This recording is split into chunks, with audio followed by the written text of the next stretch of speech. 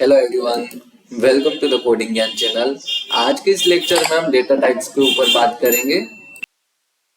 तो चलिए हमारा सेशन स्टार्ट करते हैं।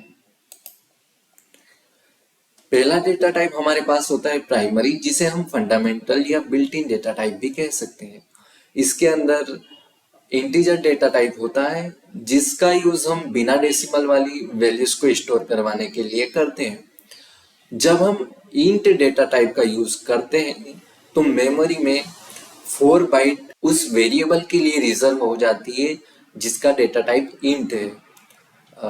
इसके कुछ वेरिएशन भी होते हैं।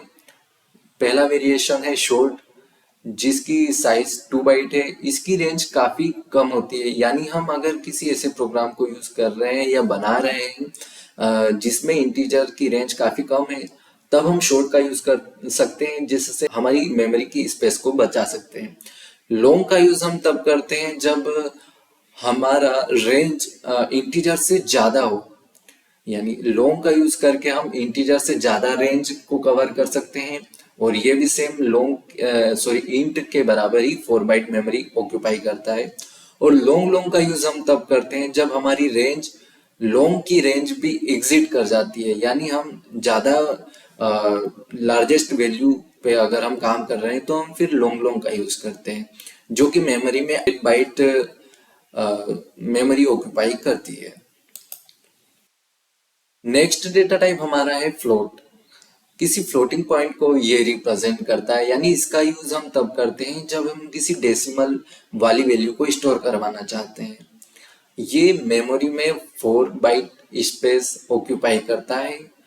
किसी डेसिमल के बाद 7वें स्थान तक हम फ्लोट की हेल्प से शुद्ध वैल्यू प्राप्त कर सकते हैं।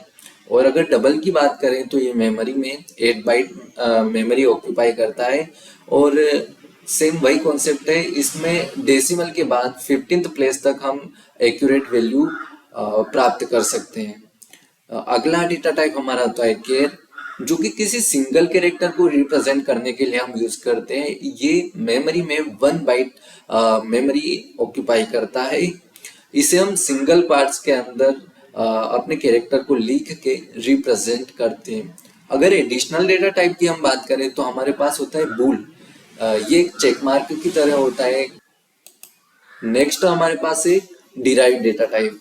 A derived data type in programming is like a custom Lego creation made by combining basic Lego blocks.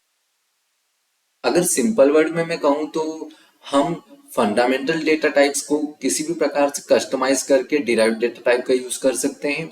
इसमें पहला है array. Array continuous memory allocation के कॉन्सेप्ट पे बेस्ड है। ये किसी एक विशेष प्रकार के डेटा टाइप का कंटेनर होता है। नेक्स्ट हमारा है पॉइंटर। पॉइंटर का यूज हम मेमोरी एड्रेस को स्टोर करवाने के लिए करते हैं। डायरेक्ट मेमोरी एक्सेस या कहें तो डायनामिक मेमोरी एलोकेशन जैसे टास्क को हम पॉइंटर की हेल्प से इजीली परफॉर्म कर सकते हैं। नेक्स्ट हमारे पास है फंक्शन। किसी स्पेसिफिक टास्क को परफॉर्म करने के लिए फंक्शन का यूज करते हैं, जो कि एक स्पेसिफिक वैल्यू रिटर्न करते हैं, जो कि इसके डेटा टाइप पे डिपेंड करती है। रेफरेंसेस तो हम ऐसे समझ सकते हैं कि किसी करंट वेरिएबल को अल्टरनेटिव नेम देके उसमें परिवर्तन करना। इनके बारे में हम आगे इन डेप्थ पढ़ेंगे। नेक्स्ट होता है हमारे पास यूजर डिफाइंड डेटा टाइप। ये काफी एडवांस डेटा टाइप है। Types that we create in a programming language to suit our specific needs using a combination of basic data types and custom structure are as required. Simple word में अगर मैं कहूँ तो हम primary data types और derived data type को अपनी need के अकॉर्डिंग कस्टमाइज करके इनके कॉम्बिनेशन से हम यूजर डिफाइंड डेटा टाइप को क्रिएट कर सकते हैं। ये एडवांस टॉपिक है। इसके बारे में हम आगे के लेक्चर्स में काफी डेप्थ में बात करेंगे। फ्रेंड्स, आज के लेक्चर में इतना ही। हम मिलते हैं नेक्स्ट लेक्चर में।